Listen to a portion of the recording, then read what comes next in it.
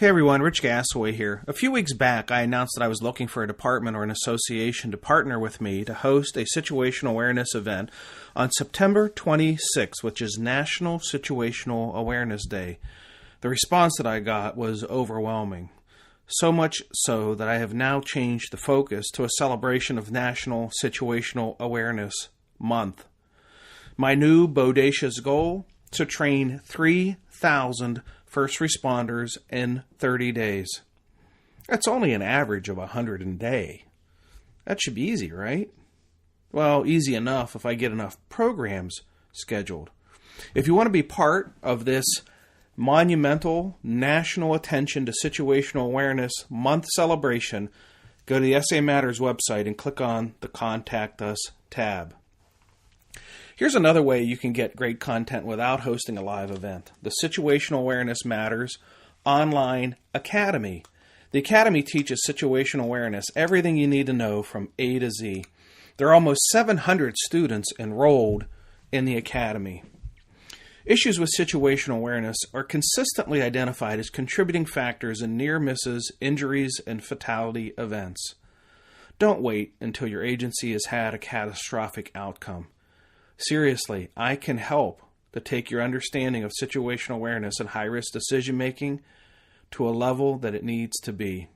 Visit SAMatters.com, click on the green button on the right side of the home page labeled Online Academy or the Contact Us tab if you're interested in hosting a program.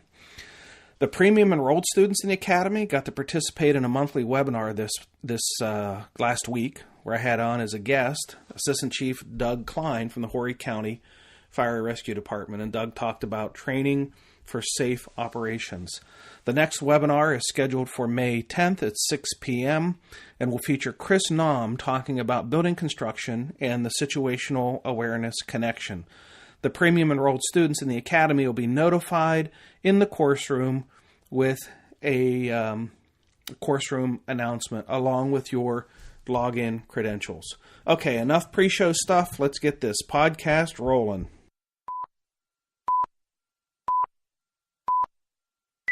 Today's episode is sponsored by Midwest Fire.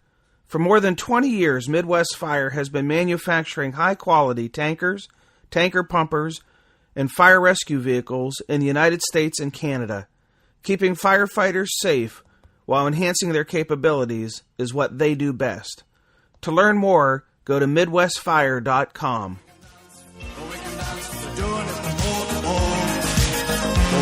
This is Fire Chief William Ball from the Williamsport Fire and EMS, and you're listening to SA Matters Radio with Dr. Richard Gasaway. The SA Matters mission is simple. They want to help us see the bad things coming in time to avoid bad outcomes.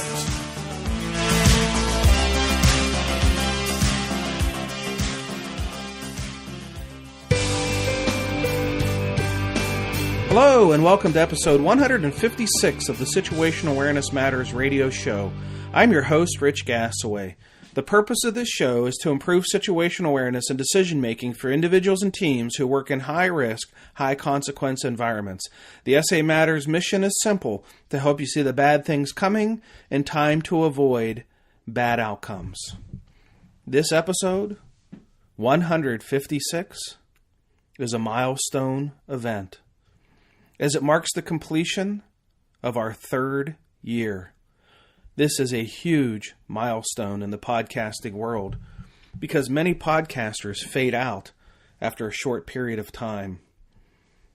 With a new episode being released every Tuesday without fail for 3 years and 205,000 downloads, the SA Matters radio podcast is now officially the single longest running, first responder, safety-focused podcast show on the internet.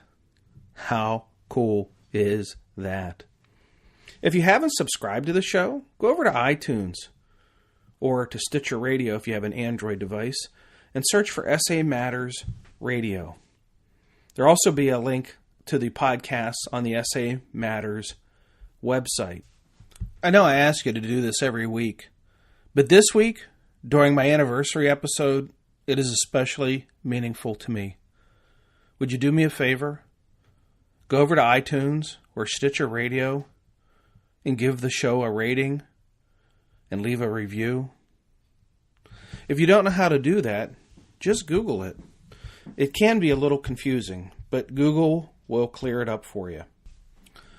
Let me share just one piece of feedback that I received about the podcast.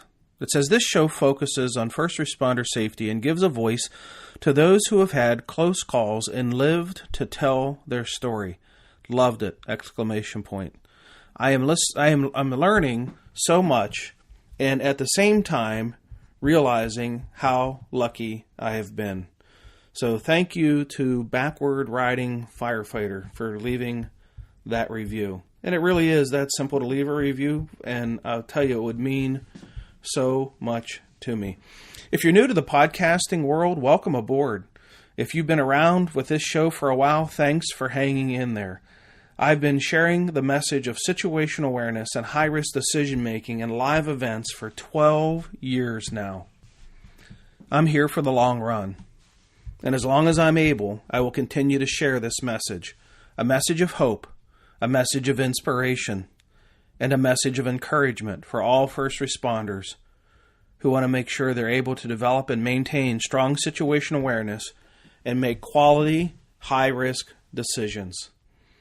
I'm dedicated to helping to improve your safety and your survival, and to help you accomplish the very most important goal of all: to go home to the ones who love you. And speaking of sharing the message, I'm coming to you today from Medford, Oregon, where I'm in town to deliver the keynote and a breakout session for the Oregon Fire Instructors Association Conference. One of the questions I get asked a lot by readers and listeners are, when are you coming to my area? Or I want to attend a program. Where are you going to be next? Good question, and the answer is easy to find out.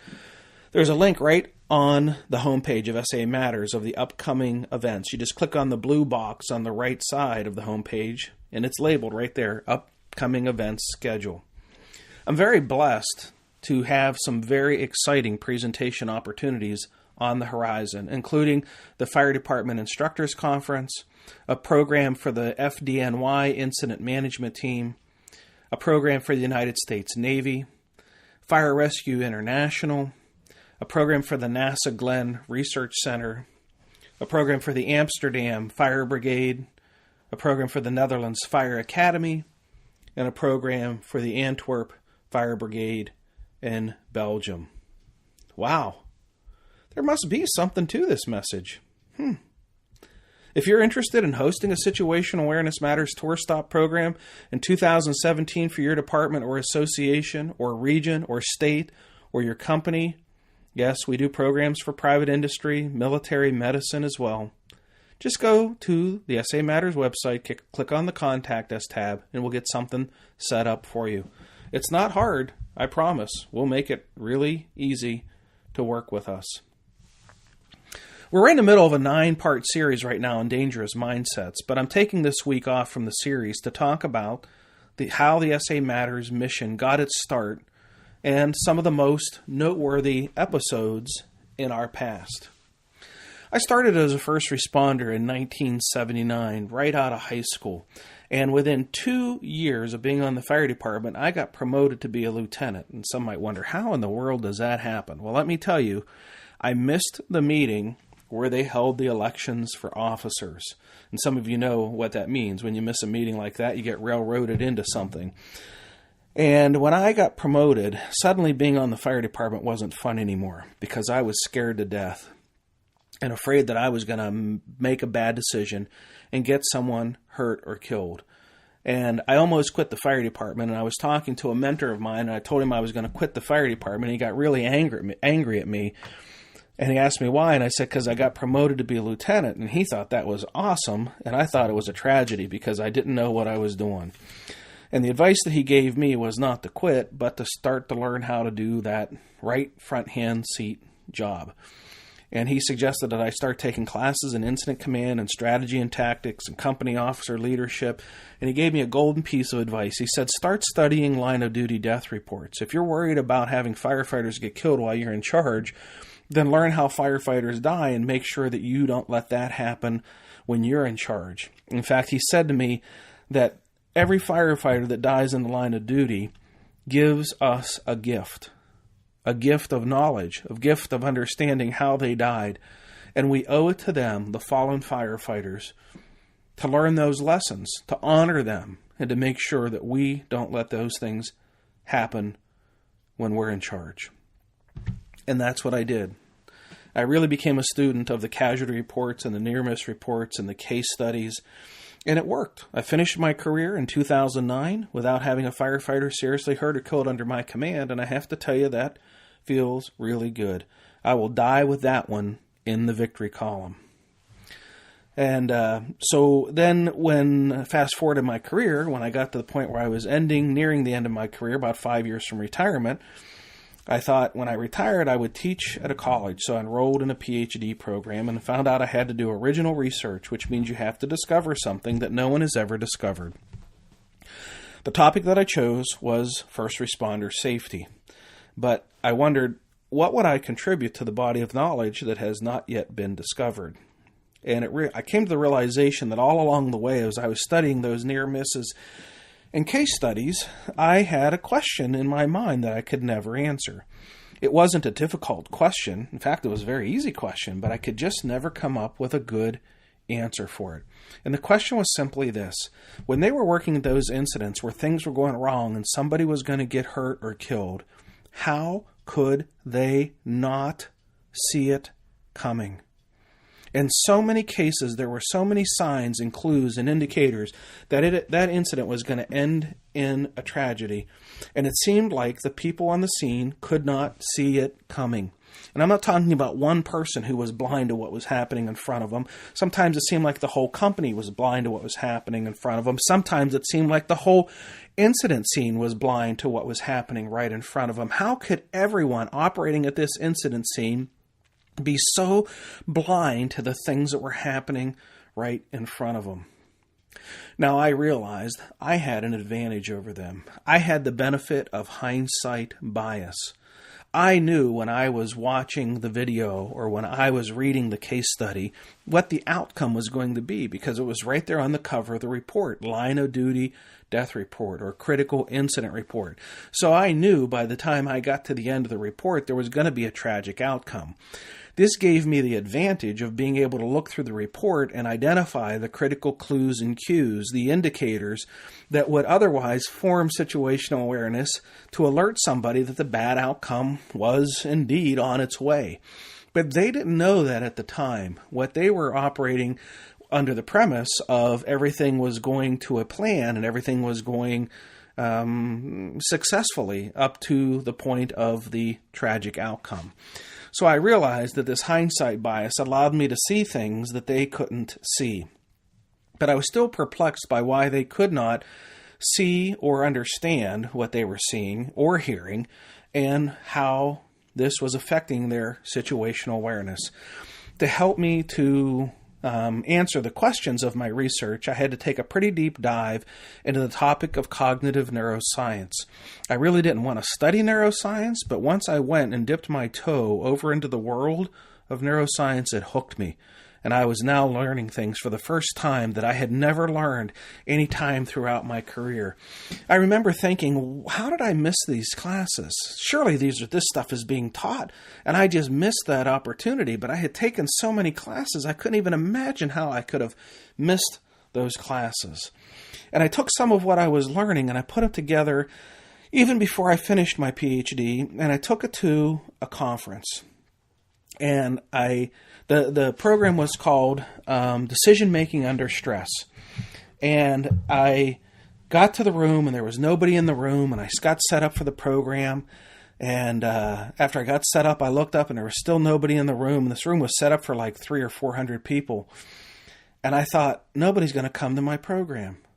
They all know this already. Why would anybody come and want to listen to me talk about this stuff? I'm the only one who doesn't know this, and I was really, really in a sweat because I was thinking, man, I'm gonna strike out here. And then two people came into the room and they sat down. Of course, you know where they sat down, right? In the very last row of this 400-seat room. And I was like, "Hello back there, how you doing?" And then, of course, I couldn't get them to move up any closer. They were back row sitters, and we all know, that there are lots of those. And I'm talking to some of you right now who are back row sitters. And there's a lot of neuroscience reasons behind that, but I'm not going to get into that right now. But then all of a sudden the room started to get a few more people, and it started to fill up, and it filled up, and it completely filled up to the point where the moderators had to come in and tell people, if there's an empty seat by you, raise your hand. And people were raising their hands and filling in the empty seats, and they were standing along the walls, and I was like, holy cow. And then a new fear kind of came over me. It's like, what if all these people know this already? They're going to throw stuff at me because I'm wasting their time. They all came here to learn something, and I was mortified. I went from no one wants to hear my message to a room full of people who probably already know what I'm going to say, and oh, it was so scary. And I really was not the greatest experienced speaker at the time.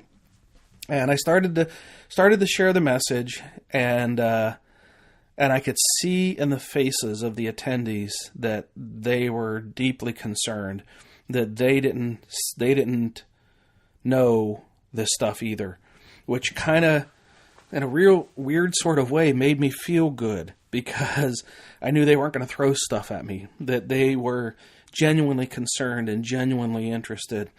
And I only had about an hour and a half in this program, and I went right to the very end and really didn't even allow time for questions because of how much I wanted to share and how little time I had. And as soon as I said thank you, and they get up to go to their next session in another room, the people started lining up to talk with me. And that line was like 20 or 30 people long. And I'm like, oh my goodness, this is crazy. And every one of them had something to share with me of, you talked about this, that happened to me. I was at a call where this occurred. And it was just, in fact, it was so overwhelming.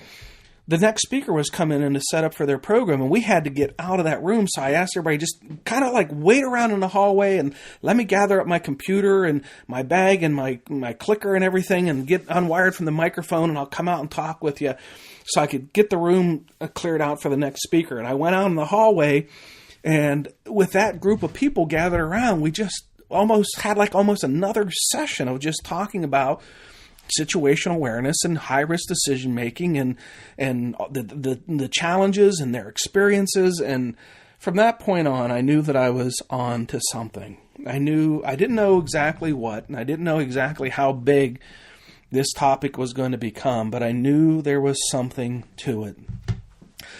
So from there, of course, I was still enrolled in school and still working full-time as a fire chief and still married, and which I still am too, to my bride of 34 years, and raising 4 kids. So I didn't have a lot of free time to really dedicate to developing teaching topics around situational awareness. But when I finished school in 2008, I took my PhD research, I published it in a book, which I have since written now 5 books on situational awareness and high-risk decision-making. And yes, there is that much to it. And started sharing these messages in programs. And it finally got to the point where I couldn't even keep up with the demand. I mean, it was amazing. The more I spoke, the more people wanted me to speak, the more opportunities that came, the more conferences, the more departments that wanted me to speak to their officers, speak to the new firefighters, speak to the wildland firefighters. And it just got to the point where I couldn't do both, be a fire chief and teach the situational awareness stuff. So I sat down, and after a long consultation with my wife and my family, I decided that I was going to leave being a fire chief and dedicate myself to this bigger calling. I really felt that I was being called to share this message on situational awareness and high-risk decision-making with first responders. And the feedback and the response from the first responder community has been nothing short of amazing, overwhelming, completely humbling for me to be able to travel and share this message with responders who I know share the same concerns that I shared when I was sitting in that right front seat, and the same concerns that I shared when I was in a command officer position.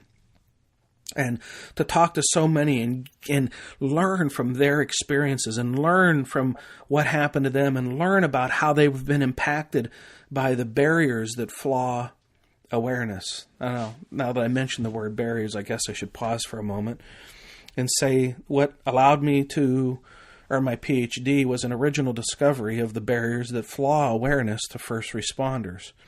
When I started to uncover the barriers, I wondered how many could there be? 10, 15, maybe 20 barriers? There ended up being 116 barriers to awareness. This is a big topic. There is a lot to learn about situational awareness and how it becomes the foundation for making high-risk, high-consequence, time-compressed decisions under changing conditions. And situational awareness is the foundation for that. And these barriers are speaking to these barriers, and is what has gained so much popularity is enlightening first responders on how these things happen and best practices for how to avoid, or not avoid, but maybe manage or deal with these barriers. Some of them there's just no avoiding them, because there are things that happen as a result of function inside the brain and how stress changes how the brain operates. And I don't really want to get into the detail of teaching the concepts. You can visit the website SAMatters.com. Lots of content there, over 400 articles. As of today, there will be 156 podcast episodes. You can visit the store. All the books are there. Videos are there. The online academy is there. Lots of ways for you to learn this. You could host a live program. And I don't want to, dig into the sales component of it. There's a lot of ways for you to learn about the topic of situational awareness. And you can learn it from other people too. I'm just one person trying to advance the message for the benefit of the first responder community. And so when I do a class, what I do is I start with a foundation of what is situational awareness. Everybody thinks, not everybody. Many people think they know what situational awareness is until I explain exactly what it is and exactly how you develop it. Just the process of defining it, breaking the definition down, and explaining that to first responders takes 2 hours. Yeah, 2 hours. There's that much to it. And then after that, I will share the key barriers that flaw awareness. I certainly don't go through 116. That would take me 3 days to do, and there are very few departments that will gift me 3 days. Although coming up soon, Lexington County, South Carolina, is gifting me 3 days to teach situational awareness A to Z. It does happen. It's just fairly rare. So what I'll normally do is focus on 10 to 15 of the barriers, dig deep, explain how they happen, why they happen, and then offer best practices for how to prevent or manage through or deal with them when they happen. And that is a full day class. So just think to yourself, when's the last time you've attended a full day class on situational awareness? Or has situational awareness just been casually mentioned in other classes or when you're doing hands-on training? It's gotten to the point where situational awareness has become such a buzzword. It gets thrown around like a cliche. And they tell people, now remember, situational awareness is important when we're out here doing our training. I recently had a chance to talk to a soldier, and she'd come into my room right at the beginning of my program, and she saw the lead slide that said, flawed situational awareness, the stealth killer first responders. And she said, here in the military, she says, they preach situational awareness left and right to us all the time. And, we know so much about that. And I said to her, really? I said, give me a definition. Silence. She didn't say anything. She's like, I don't know. Paying attention? I said, well, that's certainly part of it, but I could make a good argument how you could be completely paying attention, 100% all in, hyper-focused, and not be able to see the things that are happening right in front of you.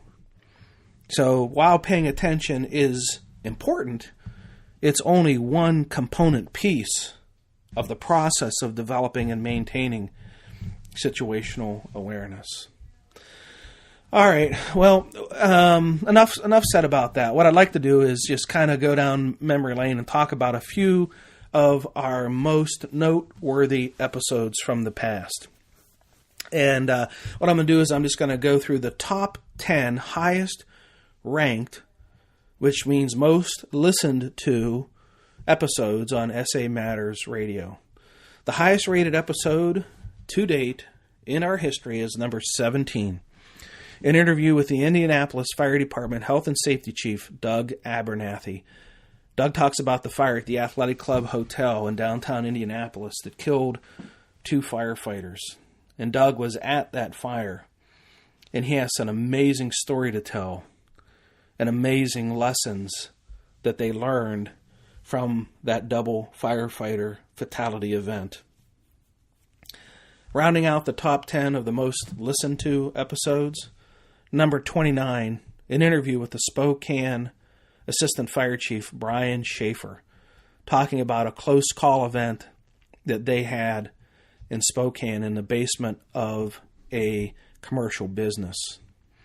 Episode 22, an interview with Captain John Lightley from the Youngstown, Ohio Fire Department, where John talks about how he barely, and I mean barely, survived a flashover.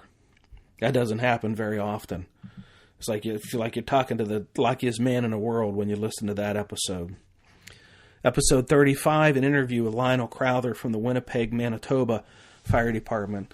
Lyle was in a fire where 2 firefighters were killed, and Lionel was right with them. And while he was burned, he was a survivor. And he talks about the lessons that they learned, and he learned from that incident, including powerful lessons about family. That was a really touching episode. Episode 32, I talk about the 12 ways to develop strong situational awareness. Just 12 best practices for what you can do to develop and maintain situational awareness. Episode 18 was an interview with Lieutenant Sean Dolan of the Aurora, Colorado Fire Department. And Sean was in a firefight, and the fire overran them, and Sean got burned in that fire. And he talks about the importance of size up and crew coordination, and some really powerful lessons shared by Sean at that fire in Aurora. Episode 42, an interview with Stephen Page from the Raleigh, North Carolina Fire Department. Stephen was inside of a fire in a restaurant and got lost and disoriented in this building and ended up alone.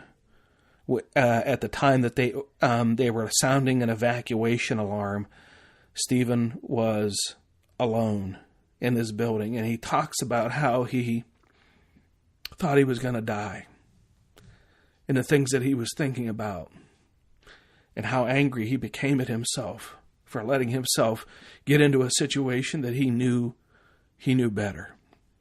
He's got a lesson to share, and he wants you to hear it. Episode 55, I interviewed Lieutenant Jason Corthell from Cypress Creek Fire Department.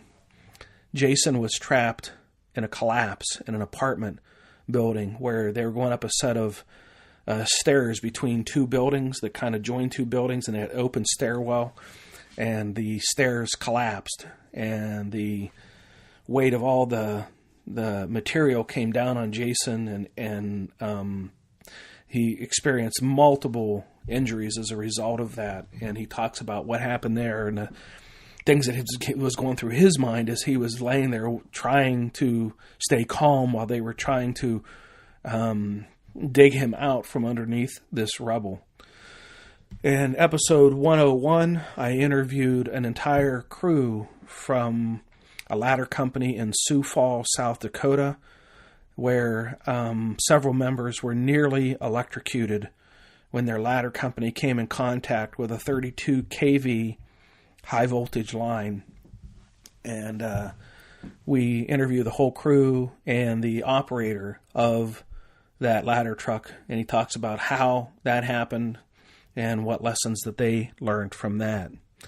And rounding out the top 10 was episode 43, an interview with the Asheville, North Carolina Fire Chief Scott Burnett, discussing the line of duty death of Captain Jeff Bowen at a fire in a medical office building at 445 Biltmore Avenue.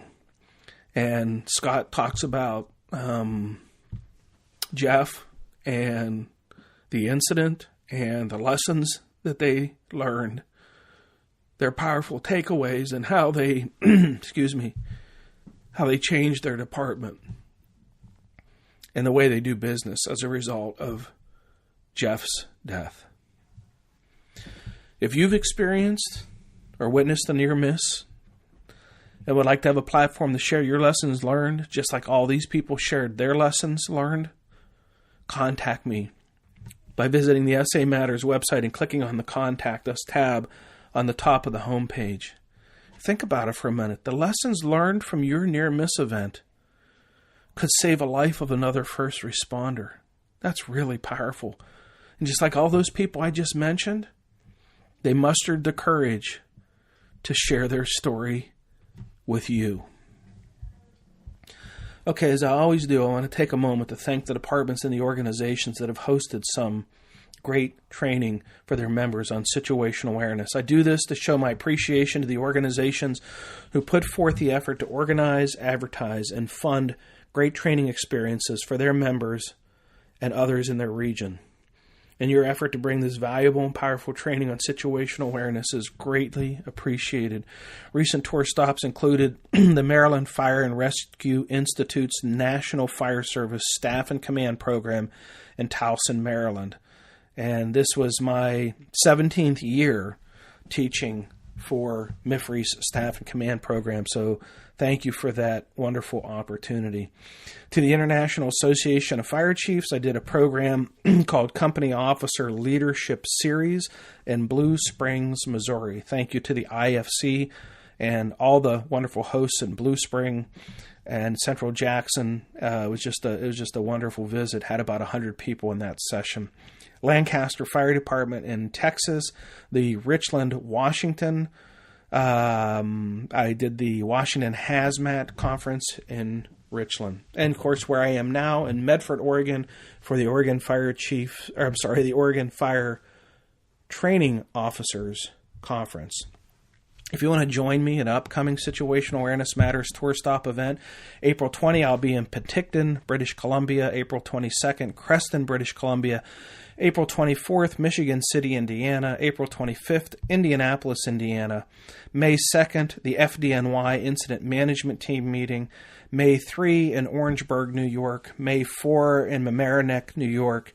May 6th and 7th in Toronto, Canada for the Ontario Fire Chiefs Conference on the 6th and the Ontario Fire Training Officers on the 7th.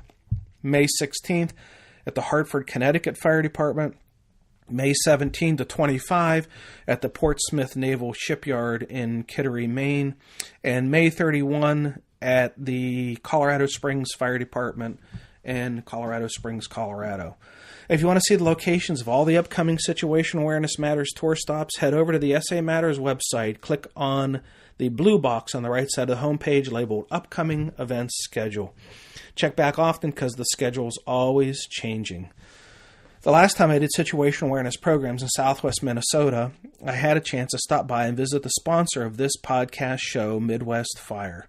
Midwest Fire makes amazing, and I mean amazing, all poly fire apparatus, and it's changing the industry. You seriously need to check them out. You do. MidwestFire.com. When I was down there, they had a piece of this poly and it had like a blemish on it. And I said, "What is this blemish?" And they said, "Well, we took it out to a firing range and we shot a .38 caliber pistol at a piece of the part of the poly that was that used on the truck." And I'm like, "Where's the hole?" And they said, "There's no hole. It ricocheted. It wouldn't even penetrate the poly." Imagine having a truck so resilient you could shoot a .38 caliber pistol at it and it wouldn't penetrate the poly. That's crazy awesome, I'm telling you. Anyhow, while I was there, I got a chance to sit down and talk to a few of their employees about what separates Midwest Fire from their competitors. Let's listen into the conversation I had here with account executive Dalton Lingbeck about custom built and stock apparatus and inventory and how to start the process for designing and building a Midwest fire truck. All right, Dalton, do you guys do you do custom builds, or do you do stock builds, or do you do both? Do you maintain an inventory of trucks that people can just, buy today and have delivered tomorrow? How does all that work? Well, we actually do both, and as much as we can keep stock trucks on hand, we have an inventory, but that's the hard part. We do a lot of custom trucks every year. It's what we do. I mean, we are here to build what the department needs. But we also do stock trucks because a lot of people are in immediate need of a truck. We do stock 3000s, we do stock 2000s, we do stock brush trucks. It really depends on what has gone out the door. We try to slot out 2 production spots a quarter for stock units. And on our website, you'll see stock units on our website. You'll see descriptions for them. You'll see specs, but they're not necessarily always in stock. They're standard builds, quote unquote. So the best thing for you to do is if you're in need of a truck sooner than later, don't hesitate and call us up and see what we have on hand. Because right now, I'm looking out the window into our showroom, and we have a stock 3000 sitting there right now. It's ready to go whenever, whoever needs it. Yeah, Dalton, you just threw a question into my mind. And if somebody is, thinking at some point they're going to need a fire truck, how far in advance of needing a fire truck should somebody at least start to make an inquiry and start to have a conversation and establish a rapport and relationship? I'm guessing it's something short of waking up today and saying we need a truck tomorrow, but putting some thought in the process of what would we want our new truck to have and whether they have a committee or not. How far you have a lot of dealings with a lot of customers, and I'm sure you see ones that really have it together and ones that are struggling and challenged. How far out for those ones that you would call the success stories? How far out before they actually get to a purchase does this dance or this process begin of working with somebody who can help them through the process? Well, if I understand your question correctly, we're going to kind of not include the people that need an apparatus immediately. Yeah, right. Yeah, that's what I mean. Yeah. Most success stories, honestly, are 6 months and more. You really want to get an idea of what truck you need and what truck you guys are going to spec out. The specking out process is the hardest part because you're talking with a lot of people trying to get ideas on the paper, and that's what we are here for. We're here to talk about that. But the cool thing about with us is obviously, like I said in a previous question, is that we are direct communication, right? We're directly at the facility. So any questions, all questions that we can answer are going to be answered no matter what. But what you want to do is you want to get specs on the paper, you want to go through those specs, and you want to make sure everything is accurate, because the worst thing that can happen is for a truck to be incomplete or wrong when you take delivery of it. That's what we try to make sure does not happen. So like I said, try to prepare as long as you can beforehand. Obviously there are situations where it can build up a couple weeks, and here we go. We try to make it as easy as possible for you, try to make it as comfortable as possible for you. But yeah, I mean, prepare. Oh, there you go. If you're thinking about buying a truck, don't wake up on Monday and say we need to buy a truck on Tuesday. Put some thought into it. Reach out to Midwest Fire, have some conversations, and start to get some ideas flowing. As you heard from Dalton, the best success stories are those that start about 6 months before they're going to actually buy the truck, of just gathering thoughts and ideas and trying to see what's available and what's best for them. So check them out, MidwestFire.com. Thank you to Midwest Fire President Sarah Atchison and all your staff for your awesome commitment to improving first responder safety. I sincerely appreciate your support of my mission. If you're not a member of the SA Matters community of learners yet, consider joining. There are over 5,000 members connected here on SA Matters, sharing ideas about how to improve situational awareness, how to make better decisions under stress, and how to train members to be critical thinkers and resilient problem solvers. Membership is free, and when you sign up, I'll send you a special report that I've created for the new members called 25 Best Practices for improving first responder safety. Joining also gets you my monthly email newsletter that contains featured content from the blog and the podcast. It really is the best way for us to stay in touch with each other. If you're not a member yet, head over to the SA Matters website, click on the red box on the right side of the homepage labeled Free Membership. If you want to get connected with me on Twitter, you can follow at Rich Gasaway on Twitter. On LinkedIn, you can search for Rich Gasaway. On YouTube, you can watch my videos on the SA Matters TV channel. And on Facebook, you can like the SA Matters page. Well, that's it. Our anniversary episode 156 is complete. Thank you to our awesome podcast sponsor, Midwest Fire. Thank you to all of our live event hosts. Thank you to all of our 700 plus online academy students. And thank you, our listeners, for sharing some of your valuable time with me today, especially those who've been along with me for this amazing 3-year ride. Be safe out there, and may the peace of the Lord and strong situational awareness be with you always. You've been listening to the Situational Awareness Matters radio show with Dr. Richard B. Gasaway. If you are interested in learning more about situational awareness, human factors, and decision-making under stress, visit SAMatters.com. If you are interested in booking Dr. Gasaway for an upcoming event, visit his personal website at richgasaway.com.